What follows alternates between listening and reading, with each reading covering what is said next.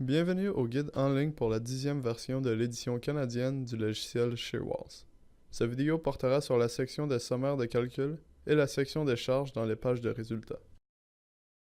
Notez qu'il s'agit de la même structure utilisée dans la vidéo précédente, avec un ajout de charges manuelles additionnelles dans le but de démontrer certaines fonctions dans le logiciel Shearwalls.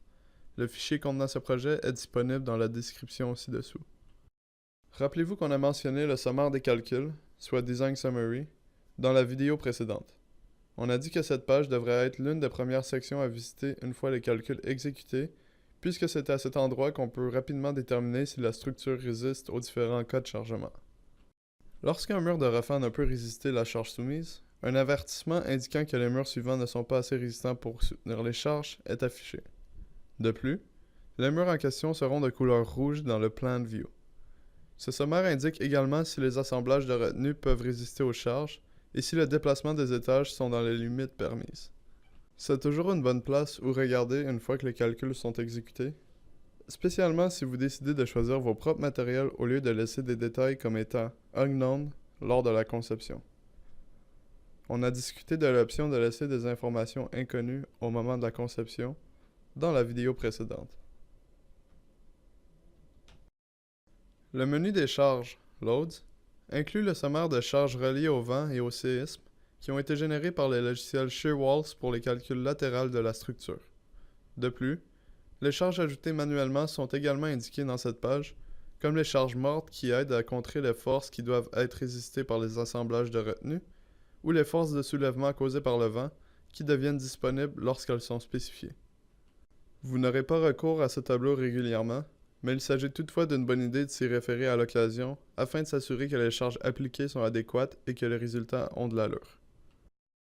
Remarquez qu'il y a des charges de vent et des forces de vent.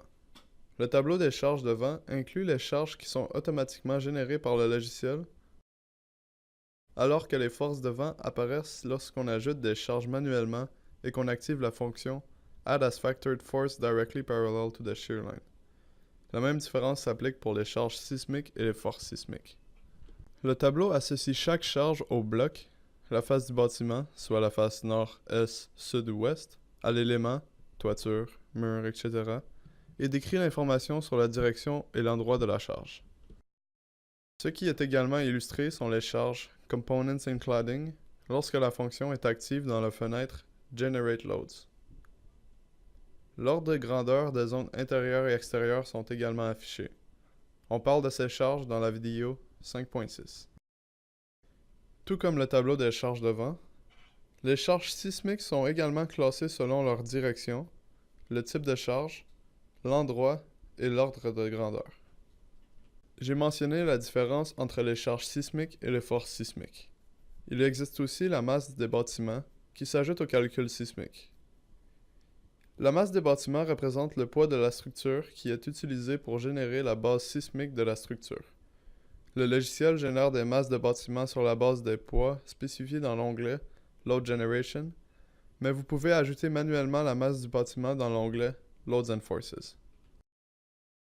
Vous pourriez être porté à ajouter ces charges si par exemple le poids d'une section du plancher est beaucoup plus élevé que le reste de la structure, comme une partie faite de béton. Il est également possible de spécifier une masse négative, ce qui représenterait une ouverture dans le diaphragme du plancher. Cela ne sera pas particulièrement nécessaire, mais c'est disponible. Les analyses de diaphragme flexibles et rigides sont disponibles dans les résultats pour le vent et le séisme. Pour plus d'informations sur la différence entre les deux types de diaphragme, veuillez vous référer à la série de vidéos Flexible vs Rigid Diaphragm Design. Pour cette vidéo, on va se concentrer sur le résultat de calcul des vents, et vous pourrez explorer les autres tableaux de votre côté, étant donné que des informations similaires sont présentées pour le diaphragme rigide et pour les calculs sismiques. Dans les calculs de diaphragme flexible pour le vent, on peut voir que ce dernier est séparé en plusieurs sous-catégories, soit Shear Results, Hold On Design, Drag Strut Forces, Shear Wall Deflection, Hold On Displacement et Story Drift.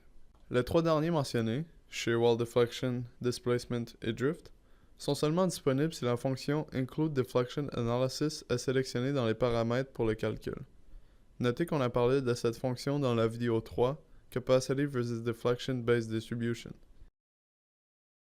Les calculs sismiques contiennent des tableaux additionnels de ceux qu'on vient de mentionner, soit Seismic Information, Gypsum Wallboard Percentage, et plus important encore, Seismic Irregularities. Dans la prochaine vidéo, on va détailler les sous-sections du calcul flexible du vent.